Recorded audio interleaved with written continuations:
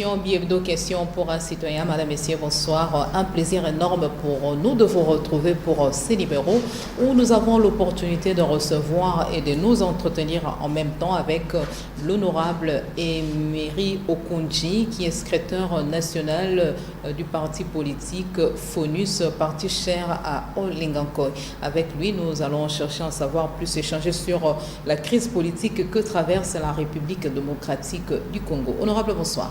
Bonsoir. Madame. Et merci d'être là.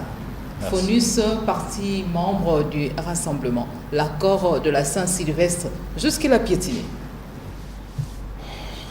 Oui, madame, vous savez, nous tenons d'abord à saluer les évêques qui se sont donnés corps et âme pour que nous puissions arriver à signer cet accord qui est global et inclusif. Vous savez, le plus important, madame, était d'arriver à signer cet accord. Et l'accord a été signé. Maintenant, il ne reste que son application pour que nous puissions mettre sur pied une courte transition et aller aux élections le plus rapidement possible afin de résoudre cette crise qui traverse notre pays. C'est donc le peuple est impatient aujourd'hui et nous comprenons ce peuple-là. Vous savez, nous appartenons à une plateforme qui s'appelle la dynamique de l'opposition et que nous sommes dans le rassemblement. Vous savez ce qui nous est arrivé avec la disparition du président Étienne Tshisekedi, paix à son âme. Et donc nous sommes plongés dans cette deuil-là. Au même moment, nous faisons avec. Je crois qu'au moment où nous parlons, il y a des forts mouvements pour que nous puissions arriver à appliquer scrupuleusement cet accord. Mais vous avez suivi, nous avons tous suivi la mise au point des évêques par rapport à la lettre de Étienne Tshisekedi Mulumba. Quelle est votre réaction par rapport à cette mise au point? Ma réaction, madame, c'est de dire d'abord qu'il faudrait que nous puissions respecter les évêques. Les évêques, ce n'est pas pour rien que nous les appelons évêques. En lingala, on les appelle Banganga ya Nzambe. Vous savez, je ne comprends pas, je n'arrive pas à comprendre pourquoi on en veut aujourd'hui aux évêques. Nos amis ont amené un courrier où ils ont dit aux évêques que ce courrier est frappé de sceaux de confidentialité. Et nous vous donnons ce courrier. Vous ne parlez à personne. Lorsqu'on parle de confidentialité, c'est-à-dire vous ne parlez à personne, c'est-à-dire faites comme si rien n'était jusqu'à ce que nous vous dirons que ok, vous pouvez aller remettre à qui ce courrier est destiné. Au moment favorable, bien sûr. Au moment favorable. Okay. Et c'est ce que les évêques ont fait, c'est ce que la CENCO a fait. À partir du moment où vous-même, vous leur aviez dit, ok, maintenant vous pouvez y aller. Malheureusement, ça tombe au moment où le président du comité des sages du rassemblement n'est plus. Il est mort.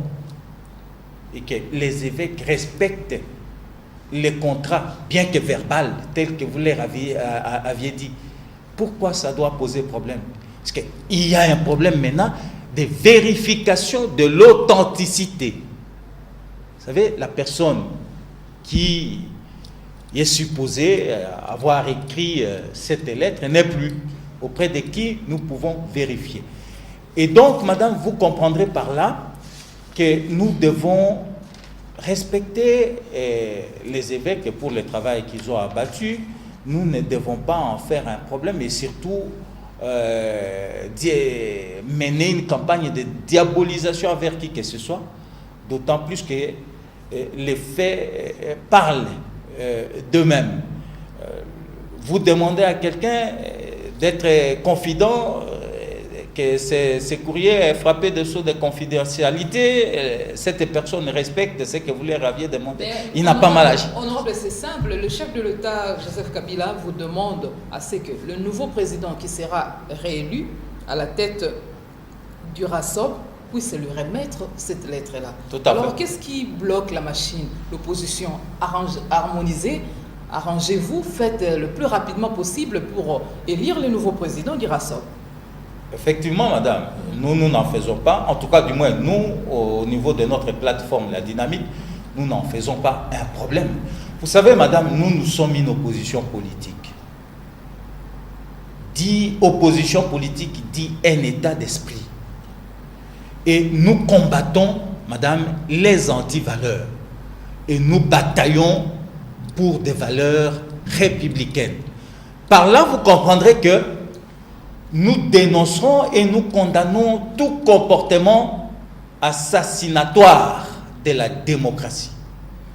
Aujourd'hui, au moment où vous parlez, nous sommes dans des tractations pour trouver le remplaçant du président Étienne Tshisekedi. Et donc, en ce qui nous concerne, nous, dynamiques de l'opposition, la plateforme dynamique avait déjà déposé sa candidature auprès de la personne qui a été chargée pour recueillir toutes les candidatures. Ce dont nous n'accepterons pas, c'est de vouloir tricher avec l'histoire. Ce poste revient à l'opposition. Bien sûr, nous pouvons nous mettre d'accord pour des valeurs, pour un combat républicain. Mais le fait de se mettre d'accord pour un combat républicain, chacun sait qu'il est réellement opposant ou qui vient d'arriver dans cette famille oppositionnelle et qu'on ne falsifie pas l'histoire, madame. Comme je l'ai dit, nous sommes dans les tractations. La dynamique a déposé officiellement la candidature de sa candidature pour briguer ces postes. Et vous savez, l'histoire, comme je l'ai dit, on ne la falsifie pas. La dynamique a été ici au four et au moulin. Rappelez-vous, les 19, 20, 21, 22, janvier 2015, rappelez-vous les actions menées par la dynamique de l'opposition. Pendant que, lorsque nous menions ces actions, certains qui sont avec nous étaient de l'autre côté, et étaient du côté du pouvoir. Mais nous n'en disconvenons pas, nous avions décidé de nous mettre ensemble pour un combat du respect de la Constitution, un combat d'alternance politique et du pouvoir. Mais pour revenir à ces postes qui est de remplacement du président Étienne Tshisekedi, ces postes-là, madame, revient à l'opposition politique. Nous n'aimerions pas tricher avec l'histoire. Soyez beaucoup plus clair, honorable Emery Okoundji.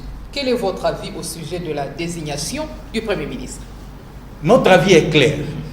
Ces postes, si Étienne Tshisekedi a occupé ces postes, c'est parce qu'il incarnait les combats oppositionnels.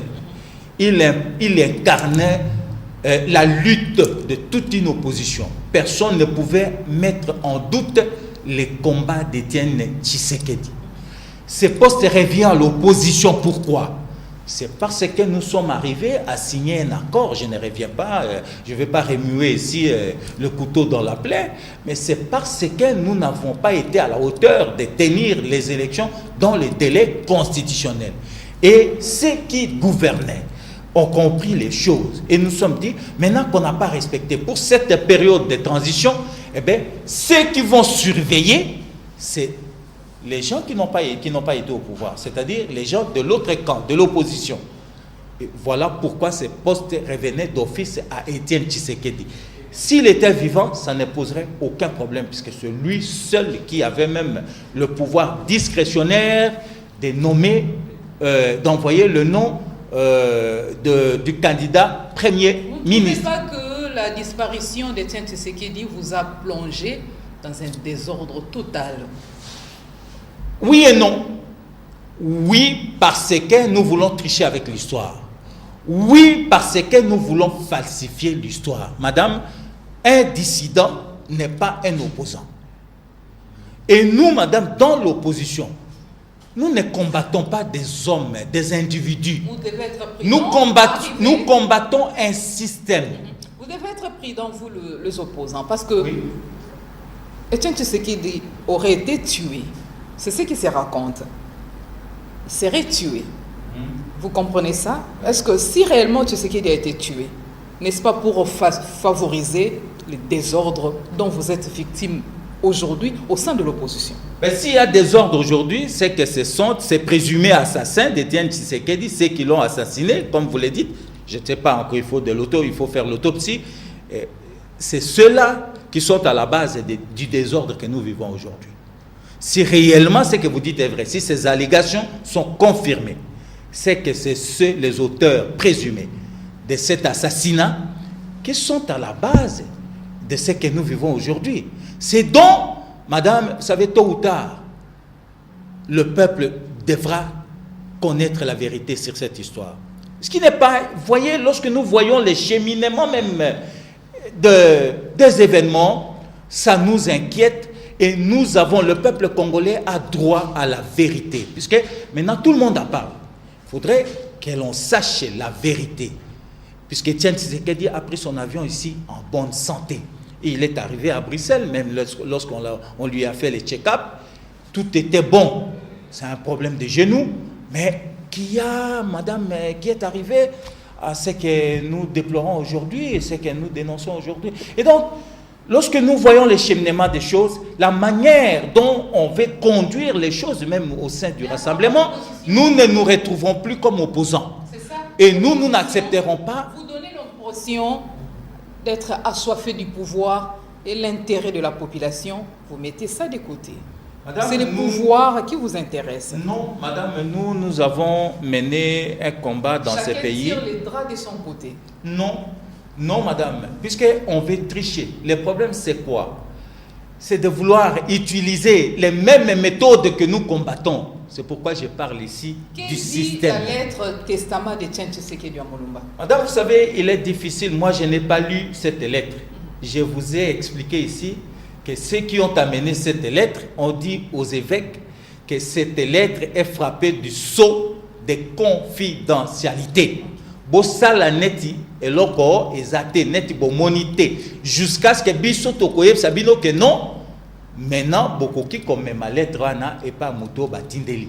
Et donc vous comprenez facilement par là qu'il est difficile pour moi de me prononcer sur l'authenticité de cette lettre, me prononcer sur son contenu, d'autant plus que c'est une lettre qui a été frappée du sceau de confidentialité. Et ils ont dit aux évêques qu'au moment où on vous dira, c'est au moment-là que vous irez déposer le courrier.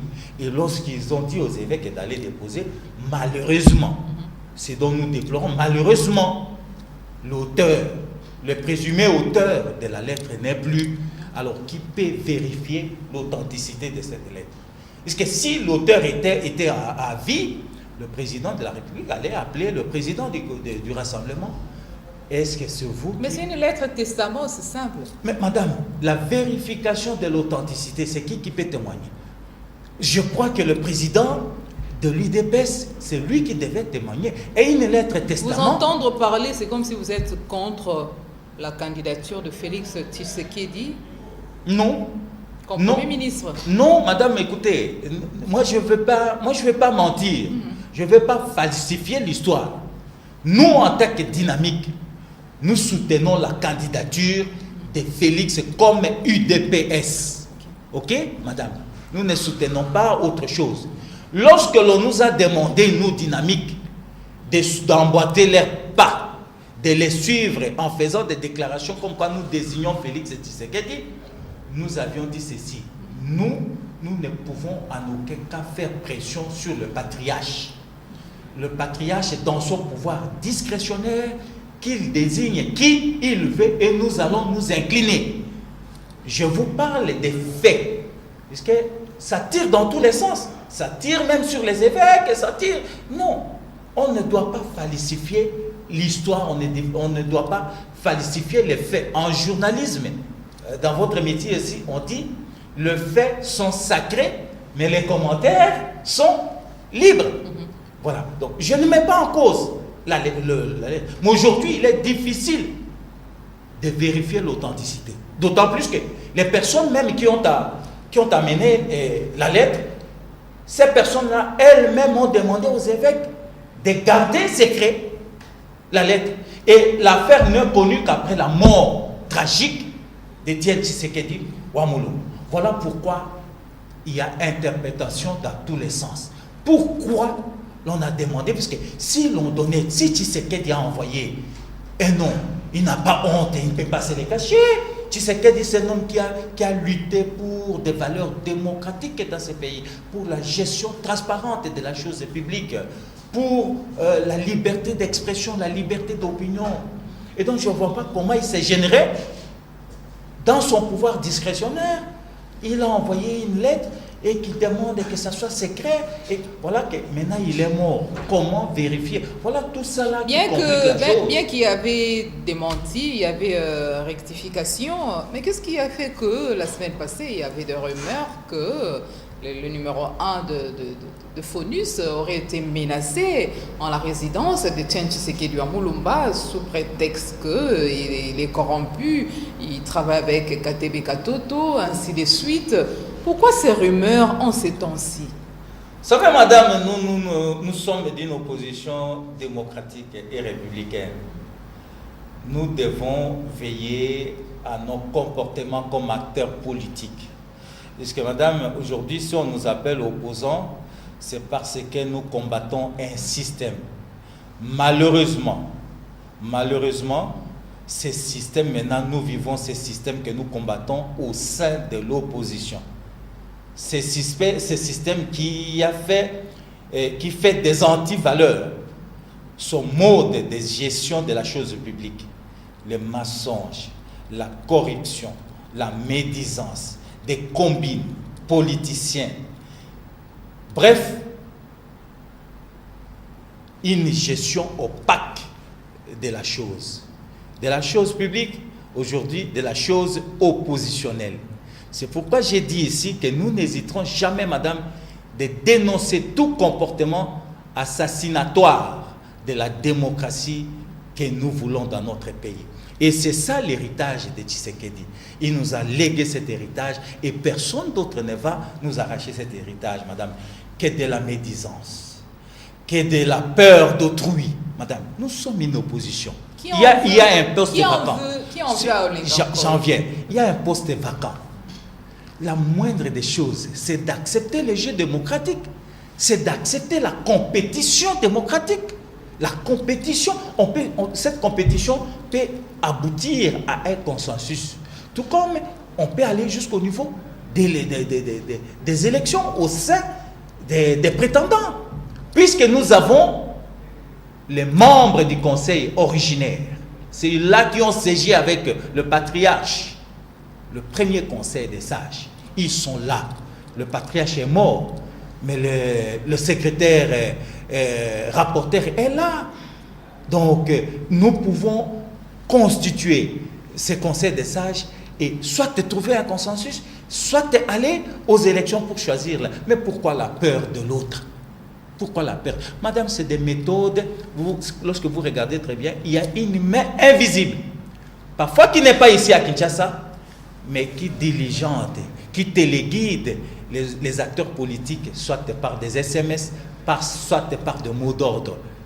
Et vous savez, il y a même au sein de la dynamique... C'est parce que la RDC n'a pas de politiciens constants, c'est ça la raison pour laquelle on vous manipule. Au sein même, vous avez raison, au sein même de la dynamique... Même à l'époque, on sait que le président de FONUS Olenga Nkoy a travaillé avec Kabila. À un certain moment, il était à l'UDPS, il a travaillé avec Arthur Zaïdi Ngoma, et voilà, maintenant, il se retrouve au rassemblement, et on apprend que non, il est avec Katebe Katoto, raison pour laquelle il a été menacé, bien qu'il est parti pour démentir, rectifier l'information.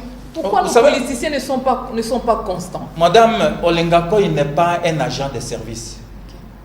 Tout comme nous, dans la dynamique, nous ne sommes pas des agents de service. C'est des agents des services qui ont un mode opératoire d'anonymat, de secret. voyez, nous parlons même du courrier qu'on a amené aux évêques et dont on tire à boulet rouge sur les évêques aujourd'hui.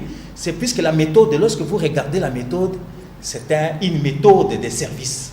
Madame, nous sommes des acteurs politiques. Je n'aimerais pas prendre beaucoup de temps pour expliquer ce qui est connu de tous les Congolais. Qui ne sait pas que nous étions balkanisés? La balkanisation menaçait notre pays. Qui ne sait pas que nous avons été au dialogue intercongolais et qu'on a décidé ensemble que nous puissions mettre une période de transition pour que nous puissions aller aux élections? Qui ne sait pas qu'il y a eu 4 vice-présidents? Madame, vous connaissez le patriarche Tshisekedi? Vous voyez ces messieurs, à cette époque-là, être vice-président de la République sous ces formats-là? C'est mal de le connaître. Et donc, madame, aujourd'hui, arrêtons avec des méthodes qui ne nous honorent pas. Arrêtons avec les méthodes qui font reculer la République, la corruption, jusqu'à atteindre ceux qui doivent fouiller l'information, fouiller l'air nœud partout pour faire éclater la vérité.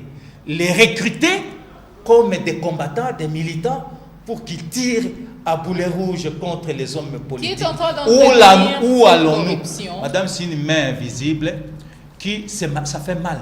Puisque cette main invisible aujourd'hui dirige ceux qui prétendent diriger ce pays, commande ceux qui prétendent diriger ce pays demain. Surtout ceux qui sont dans l'opposition, madame. Nous sommes une opposition qui reste divisée. Nous sommes une opposition, c'est un état d'esprit. C'est inadmissible que ces des dissidents d'hier deviennent les guides de l'opposition d'aujourd'hui. C'est inacceptable, une opposition madame. Divisée. Vous parlez de KTB. Lorsqu'il y a une opportunité du pouvoir, voilà, les opposants sont sélectionnés. Vous parlez de KTB Katoto. Mais madame, que du mensonge. On sait les KTB Katoto et les frères de qui? Madame, depuis que l'on a mis en place le rassemblement, aviez-vous attendu quelqu'un vous parler de KTB Katoto? Et pourtant, c'est un homme actif, c'est un homme social, un homme qui côtoie tout le monde. Est-ce que quelqu'un vous a parlé de KTB Katoto? Pourquoi il est actif pour l'intérêt de cette population? Actif dans sa vision, dans ce qu'il veut comme pour son pays, dans ce qu'il a comme ambition. Moi, je l'ai connu comme ça, candidat au niveau de Saint-City, ainsi de suite. Depuis lors, il est dans la politique. Et même à la création du rassemblement en Gemval, il était là, madame. Personne ne vous a parlé en mal de KTB Katoto. Pourquoi seulement aujourd'hui qu'on vous parle en mal de KTB Katoto? C'est la main invisible qui téléguide de tout. C'est la main invisible qui n'accepte pas la contradiction. C'est la main invisible qui vient avec des méthodes que nous combattons comme opposants. C'est la main invisible qui veut pérenniser le système auquel nous décrions aujourd'hui au sein du rassemblement, au sein de l'opposition. Mais malheureusement, il a trouvé certains leaders inféodés à lui et qui transmettent son message ici sur place à Kinshasa. Selon certaines indiscrétions, si aujourd'hui on en veut à KTB Katoto, pourquoi? Parce qu'il semble travailler avec le pouvoir. C'est le candidat présumé du pouvoir. C'est le candidat que le pouvoir veut comme Premier ministre. Madame. Raison pour laquelle on lui en veut. Si également, ça c'est selon certaines indiscrétions. Oui. Si également on en veut à Olengankoy, c'est parce que c'est rallié à KTB Katoto. Raison pour laquelle il a été victime de menaces à la résidence de Tiens Tshisekedi à Moulomba. Vous savez, madame. Ce sont des informations à vérifier. Oui, heureusement que vous dites que c'est des informations à vérifier. Un de vos confrères m'a dit hier qu'on lui a dit que M. KTB Katoto est à l'hôtel de Fleuve et il a appelé tous les journalistes et que c'est Olengankoy qui donnait l'argent à des journalistes à l'hôtel du Fleuve. Madame, que du maçon. Mais il y a tant d'opposants, pourquoi que son nom? Tout simplement puisqu'il a manifesté l'ambition, sa plateforme lui a adopté comme candidat en remplacement du président Étienne Tshisekedi. Mais il y a de ces gens qui nous ont trouvés dans l'opposition, qui sont les dissidents d'un système, qui ne veulent plus assez, qui ne nous permettent même plus, madame, d'avoir des ambitions. Où sommes-nous, madame? Où sommes-nous? Vous me voyez, moi, au Koundji, qui ait combattu ces gens-là, ces détournements. Je connais certains même lorsqu'ils étaient au niveau des ministères, lorsqu'ils ont géré des ministères. Donc si je comprends bien, le FONUS est par rapport à la décision du chef de l'État, que les RASOP puissent présenter 3 candidats. Laissez-moi terminer, madame. Moi qui suis député depuis la transition, qui connaît comment certains ont détourné. L'opposition n'est pas une blanchisserie de crimes contre la République, madame. Moi qui connais comment les gens, les rapports, le fameux rapport de coulage des recettes, les rapports du procureur général de la République, je les maîtrise de la première page à la dernière. Vous me voyez, moi, soutenir ces gens-là? Vous me voyez, moi, être dirigé dans l'opposition par ces gens-là, madame? C'est ça qui scandalise tout le monde.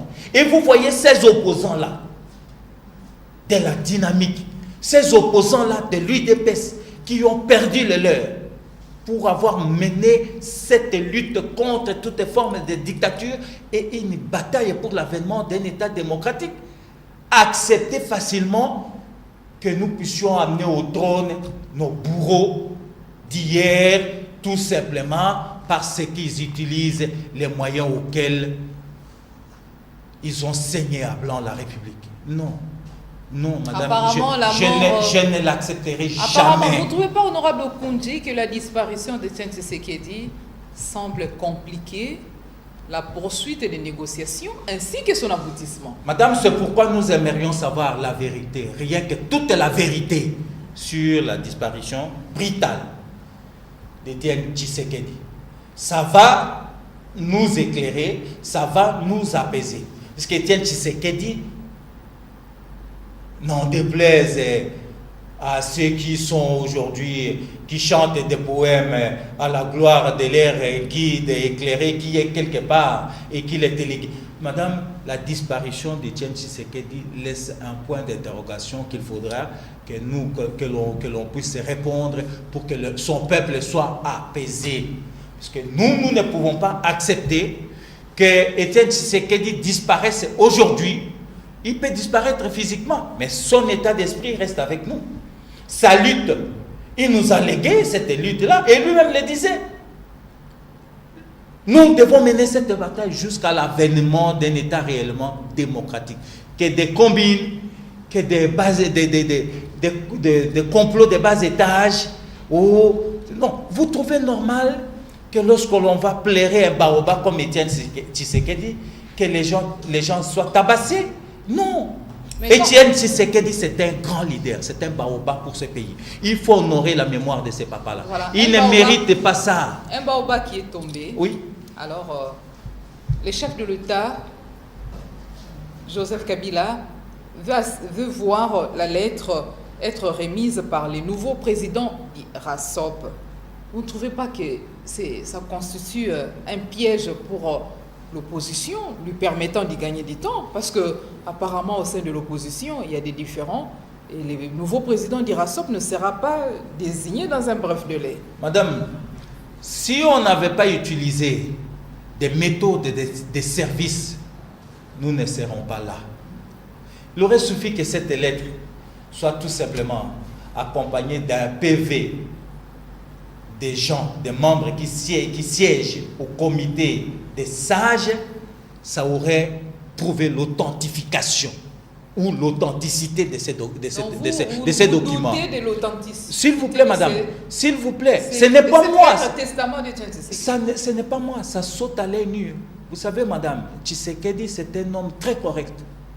C'est un monsieur qui a sacrifié toute sa vie pour le bonheur de ce peuple. C'est-à-dire que le peuple accède à la démocratie, que le peuple accède au bien-être. Tshisekedi n'a jamais utilisé des méthodes. Ceux qui les connaissent, il n'a jamais utilisé des méthodes de service. Où vous voyez même, pour venir prendre les rendez-vous, c'est quelqu'un qui vient prendre les rendez-vous avec les évêques, mais que c'est d'autres qui apportent le... Non, c'est des méthodes de service. Mais nous sommes les adeptes de ces papas-là. Excusez-moi peut-être les termes. Nous, c'est la transparence. Et donc, nous ne faisons pas un problème pour la candidature de Félix comme Premier ministre. Nous n'en faisons pas un problème. La dynamique, d'ailleurs, avait clairement dit qui se soumettait, qu'il allait, il allait obéir, j'utilise même ce mot, au choix du président. Selon la famille politique du chef de l'État, et selon la Constitution, j'interprète ce que la famille du chef de l'État semble dire. Selon la Constitution, c'est le chef de l'État qui doit désigner le Premier ministre. Oui. Jusqu'à preuve du contraire, nommer le Premier ministre. C'est le rassemblement. Jusqu'à preuve du contraire, le chef de l'État tient mordicus à 3 noms. Oui. Vous, FONUS, vous êtes pour ou contre la proposition du chef de l'État? Madame, moi je ne viens pas ici exprimer la position de FONUS, puisque FONUS est dans une plateforme qui s'appelle la dynamique de l'opposition, et que la dynamique a déjà donné une position là-dessus, et donc le FONUS répond, obéit à cette, c'est conforme à cette position de sa plateforme qui est la dynamique de l'opposition. Si vous pouvez rappeler à ceux qui nous suivent maintenant la position de la dynamique par rapport à la proposition du chef de l'État. 3 noms. Nous, voilà la position de la dynamique. L'accord est là, l'accord a été signé, respectons scrupuleusement l'accord. Parce que selon l'accord, c'est les rassemblements qui doivent présenter alors, madame, les noms au chef de l'État. Alors, respectons l'accord. Vous savez, l'accord a été signé par toutes les parties. Et donc, nous n'avons plus droit à l'erreur, nous ne pouvons plus nous permettre de violer cet accord. Respectons l'accord. Maintenant, pour revenir au deuxième volet de votre question, disant que le président de la République veut à sec, mais c'est tout justement, cette question ne poserait même pas un problème si les rassemblements se trouvent. Un président aujourd'hui, président du Conseil des sages, qui est d'office président du comité de suivi de l'accord, ce président-là prendra les choix faits par le rassemblement. Parce que madame, les choix faits par Étienne Tshisekedi, d'office, ça devenait le choix du rassemblement. C'est pour cette raison que je dénonce en quelque sorte la procédure des services utilisés, la manière utilisée. Parce que tout le rassemblement a reconnu à Étienne Tshisekedi le pouvoir discrétionnaire de désigner notre candidat Premier ministre. Et donc, ça ne servait à rien que cela soit frappé de sceau de confidentialité. Personne n'allait s'opposer au choix d'Étienne Tshisekedi. Mais est-ce que l'opposition est-elle capable de désigner un nouveau président à la tête du RASOP en un temps record? C'est notre vœu le plus ardent. Et la dynamique de l'opposition est prête à casser. Madame, parce qu'apparemment, par rapport à cette préoccupation, ça semble bouillonner au sein de l'opposition. Ça bouillonne pourquoi? C'est puisque l'on veut tricher avec l'histoire. Ça bouillonne pourquoi? C'est puisque l'on veut fabriquer ses candidats. Ça bouillonne pourquoi? C'est puisqu'on ne respecte pas ce que nous nous sommes attendus. Ça bouillonne pourquoi? C'est puisque l'on veut violer l'autonomie des composantes. C'est puisque l'on veut tricher avec l'histoire. Madame, je vous ai expliqué ici. On ne triche pas avec l'histoire. Quelle serait notre image aujourd'hui, madame? Nous, qui depuis des années durant, luttons dans cette opposition, si le peuple congolais voyait que cette opposition aujourd'hui est dirigée par un dissident qui nous a rejoints il y a quelques mois, quelle serait notre image dans l'opinion? Voyez-vous, madame, dans un pays au monde ici, une opposition qui a lutté des années durant, plus de trentaine d'années, et tout simplement parce qu'on veut arriver à un partage de quelque chose pour 10 mois, puisque c'est 10 mois ou d'ailleurs même moins de 10 mois, accepter que nos bourreaux d'hier deviennent ceux-là qui nous dirigent aujourd'hui. Non, non, il ne faut pas falsifier l'histoire on ne joue pas avec l'histoire, on rétablit l'histoire. Nous disons ceci, respectons les règles qui régissent les rassemblements et il n'y aura aucun problème. Ne peut présenter les candidats que les plateformes qui composent le rassemblement. Les dissidents n'ont pas leur place lorsque l'on présente des candidats. Parce que lorsque vous allez là-bas, vous trouverez la dynamique, par exemple, à 8 plateformes. Vous trouverez une personne qui s'est écartée avec sa plateforme, qui est d'ailleurs amputée des autres, puisque les autres ont rejoint la dynamique. C'est dire, non, moi je suis dynamique et je présente la candidature de la dynamique. Vous dites aux gens que nous donnons un jour aux plateformes de la dynamique pour déposer des candidatures. Mais madame, après le un jour là, après que les plateformes aient déposé en bonne et due forme leur candidature, vous continuez toujours à recevoir des candidatures. C'est de la tricherie, madame. Et nous ne sommes pas prêts à cautionner cela. Nous nous sommes battus aux côtés d'Étienne Tshisekedi pour renverser les choses dans le sens positif. Mais pourquoi Maître honorable, qu'est-ce qui fait qu'au niveau de l'opposition, lorsqu'il y a une porte du pouvoir qui s'ouvre, en tout cas c'est le désordre le plus total. C'est la division la plus totale. Qu'est-ce qui fait ça? Madame, vous savez, c'est puisque l'on n'a pas le sens. Parce que cette opposition, jusqu'à maintenant, au moment où nous enregistrons cette émission, oui, les porte-paroles de l'opposition n'a pas toujours été désigné. Effectivement, c'est puisque les gens... L'opposition congolaise souffre d'un manque de porte-parole. Non, madame, c'est puisque nous n'avons pas... Désordre au sein de l'opposition. Ces désordres nous est amené, je vous ai dit qu'il y a une main invisible qui nous est amené les méthodes du système auquel nous combattons. C'est cela les désordres. Il n'y a pas de patriotes, il n'y a que des patriotes. Non, il n'y a que des patriotes. Non, madame, il y a des patriotes. Il y a des patriotes, il y a des leaders de l'opposition qui disent que nous devons respecter la mémoire d'Étienne Tshisekedi, nous devons respecter son combat, nous n'attendons pas être dirigés par n'importe qui et de n'importe comment, madame. Vous savez, j'ai commencé par dénoncer les méthodes qu'on nous amène au sein de l'opposition. Vous trouverez des gens qui veulent mourir éternellement, ministres de la République, même lorsqu'ils ont mal géré. Moi, je vous ai dit ici que moi, je suis député depuis la transition, madame. Je connais même parmi nous là ceux qui se disent aujourd'hui opposants, qui ont détourné le bien de l'État. Mais il y a les moi, je connais des ministres qui ont détourné des 35 types de l'État. Et que les dossiers se trouveraient même au moment où nous parlons sur la table du procureur général de la République. Le coulage des recettes, s'il vous plaît, madame, s'il vous plaît, le coulage des recettes de l'État. Je vais vous permettre de continuer. Voilà. Votre autorité morale, à l'époque de 1+4, il était ministre de transport. Quel a été les rendements? Mais vous savez, ceux qui ont confectionné ces complots pour l'éjecter du gouvernement, c'est ceux-là qui continuent. Voilà pourquoi je vous dis que nous combattons un système. Puisqu'après, ils se sont confessés. Oh, ce n'était pas nous, on nous a envoyés, on nous a demandé. Mais aujourd'hui, ils sont avec nous, mais ils veulent amener le même système de coups bas. Mais ça ne va pas réussir, madame.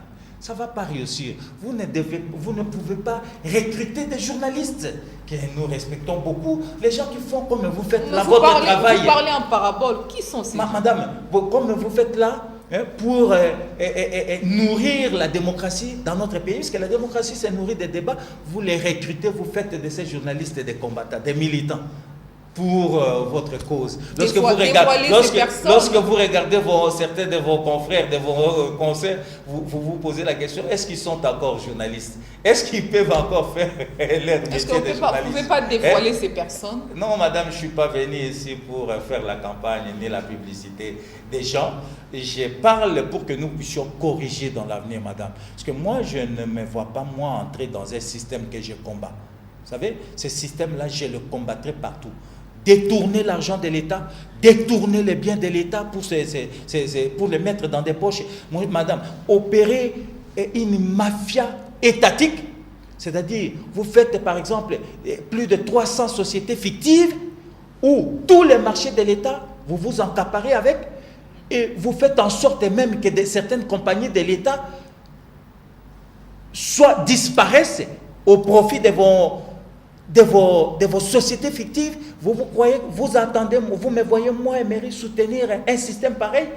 J'ai combattu ce système, je combattrai ce système, madame, n'en déplaise à ceux qui veulent, en tout cas, pérenniser cet état de choses. Nous combattons les systèmes. Et au sein du rassemblement, nous n'entendons pas servir un tel système. Voilà pourquoi les choses bloquent, puisqu'on nous a amené un système qui n'est pas le nôtre.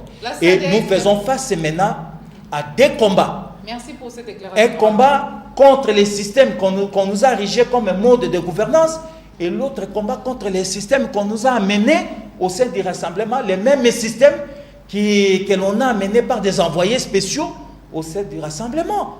Et donc, comprenez que les choses parfois puissent durer, puisque nous ne nous laisserons pas, madame, nous n'accepterons jamais cet état des choses. Voilà. Et le peuple congolais, à un certain moment, devra savoir la vérité, rien que la vérité, et sur la mort d'Étienne Tshisekedi, et sur ce système-là que l'on veut implanter, que l'on a implanté dans l'opposition, une corruption à outrance, à coups d'espèces sonnantes et trébuchantes, le mensonge comme mode de gestion du rassemblement, les méthodes de service pour gérer les rassemblements et les plateformes, l'inféodation de certains leaders politiques dans des plateformes pour les dissolquer. Nous n'accepterons pas ça et nous ferons face, madame, jusqu'à ce que nous allons anéantir cet état de ce système-là, mettre fin à cet état de choses. Voilà, avec ces comportements, nous osons croire qu'il n'y aura jamais de porte-parole de l'opposition. Il y en aura, pourquoi pas? Pourquoi pas? Puisque ceux qui veulent empêcher... Oui. Avançons. Il y a même la SADC qui insiste sur la désignation du Premier ministre. Alors que la semaine passée, déjà Félix Tshisekedi étant pour parler avec le chef d'État africain, il a été avec Jacob Zuma, il a été avec le président angolais Eduardo Santos. Qu'est-ce qu'on peut comprendre par rapport à cela? Au moment où jusque-là, le chef de l'État, il tient sur la présentation de 3 candidats. On voit quand même Félix Tshisekedi être en pourparlers avec le chef d'État africain. Oui, madame, Félix Tshisekedi est un acteur politique, un opérateur politique. Libre à lui d'entreprendre toutes les démarches dans le sens de faire avancer les choses. C'est une très bonne chose pour nous, madame. Mais ici, nous n'avons même pas à entreprendre des démarches. Ici, il faut comprendre qu'il y a un accord qui a été signé par les partis. Et nous demandons à tous ces signataires de respecter cet accord. C'est le salut pour la République. Vous savez, notre pays traverse une crise. Il ne faudrait pas, le peuple congolais est impatient au moment où nous parlons, impatient pour l'application de cet accord. Et donc, il faudrait que tous ceux qui ont signé cet accord fournissent, madame, beaucoup d'efforts pour l'application de cet accord. Nous n'avons pas à faire des pressions pour que cet accord s'applique.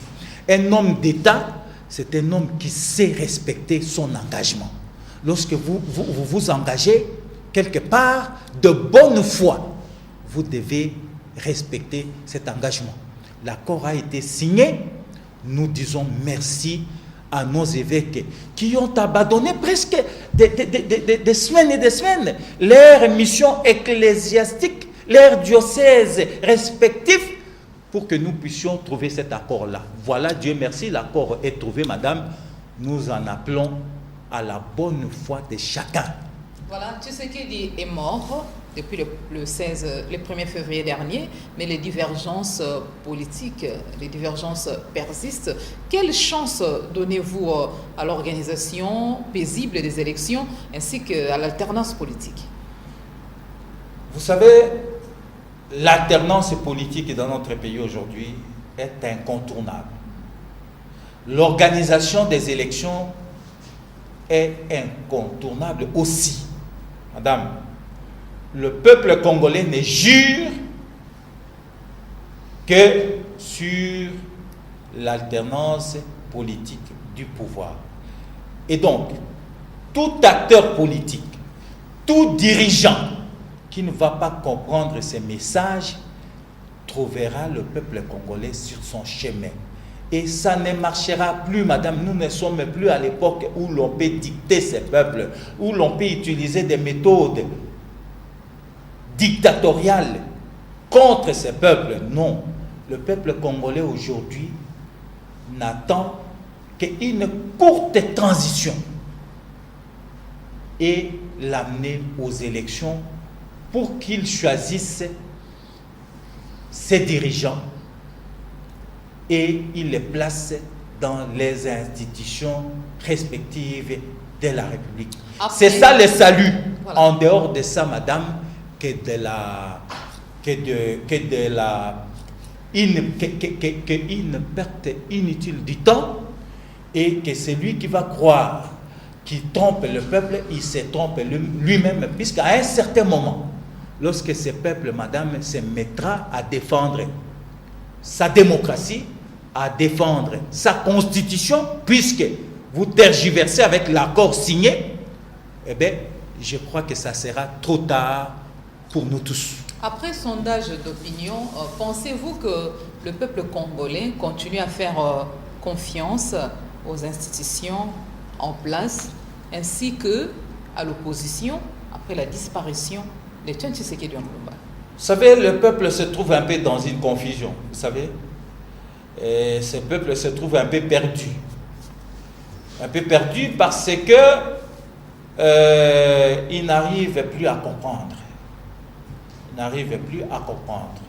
Vous voyez les gens qui veulent tirer toujours les draps de leur côté, juste pour la préservation de leurs intérêts égoïstes. Vous voyez des gens qui ne veulent plus aller vers ce peuple qui est le souverain primaire. C'est comme ça qu'Etienne Tshisekedi appelait le peuple congolais. Vous êtes le souverain primaire. C'est vous qui êtes les détenteurs du pouvoir. Mais allons vers ce peuple, puisqu'il nous a donné un mandat. Madame, aujourd'hui, moi je ne suis pas confortable dans la position à laquelle je me trouve. Le peuple m'a donné un mandat de 5 ans. J'aurais bien voulu, madame, qu'à la date convenue, que je retourne vers ce peuple pour qu'il me sanctionne positivement ou négativement. Mais des hommes politiques qui vont venir avec des combines pour, madame, vouloir représenter ces peuples sans avoir mandat, n'est pas digne d'être appelé un homme politique. Voilà, merci pour cet éclairage. Nous tendons vers la fin de notre émission, votre émission Question pour un citoyen. Honorable Merry Okoundji, secrétaire national de FONUS, député national, jusqu'à preuve du contraire, Etienne Tshisekedi, leader maximo de l'IDPS, n'a pas encore été déposé dans son lit d'argile. Quid de son enterrement? Je ne saurais pas vous dire avec précision ce qui se passe, madame, mais j'émets un vœu aux acteurs politiques de ces pays et surtout aux dirigeants de ces pays de faire en sorte que le plus vite possible que nous rendons hommage digne de ce nom à ces baobabs, à cette icône de la politique congolaise, et que nous puissions lui réserver des hommages dignes de ce nom, dignes de la grandeur, de la lutte, du combat politique que cet homme a mené dans notre pays. Sans vous interrompre, il y a le premier citoyen de la ville qui a donné des propositions qui devaient être enterrées au cimetière de la Gombe. Il y a déjà l'espace réservé. Ça vous enchante? Je me réserve d'émettre un avis. Je souhaiterais que celui qui a émis cet avis se consulte avec la famille politique et biologique pour que Etienne Tshisekedi soit enterré là où il mérite d'être enterré, madame. C'est la fin de questions un grand monsieur.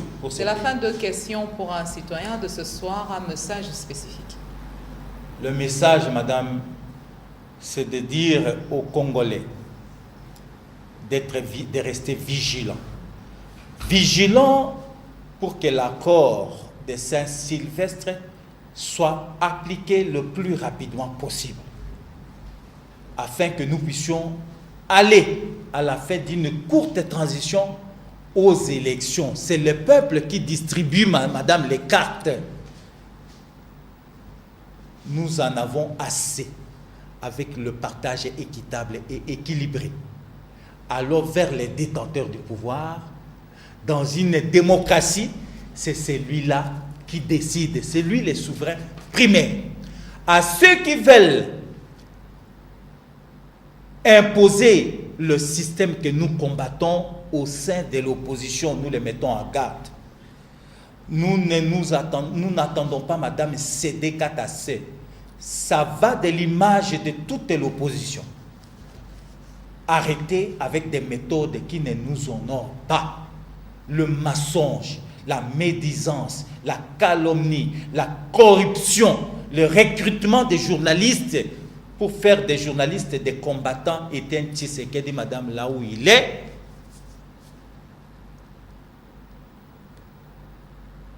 il est malheureux. Parce que c'est l'homme qui voulait faire des journalistes, que ce sont des gens qui doivent fouiller leur nez partout pour donner la vraie information en respectant la déontologie. Aujourd'hui, les gens, ceux qui prétendent détenir les moyens, veulent tout chambarder. Non, madame, en démocratie, il y a des règles, il y a des normes, il y a des repères que tout démocrate doit respecter pour faire vivre la démocratie. Merci beaucoup, Emery Okunji, pour vos réponses. Le message est passé. Vous êtes secrétaire général de FONUS, Force Novatrice pour l'Union et la Solidarité, parti cher à Olengankoi. C'est la fin de ce numéro de questions pour un citoyen. Le rendez-vous est pris pour le prochain numéro. Donc, à la prochaine. Merci à toute l'équipe technique, à Géry Bindele qui a réalisé cette émission. Derrière la caméra, il y avait Kelor Ngiangi et Bernard Boteba, sans oublier Dadi Lou Sikila. Merci. Une très belle soirée à tous et à toutes.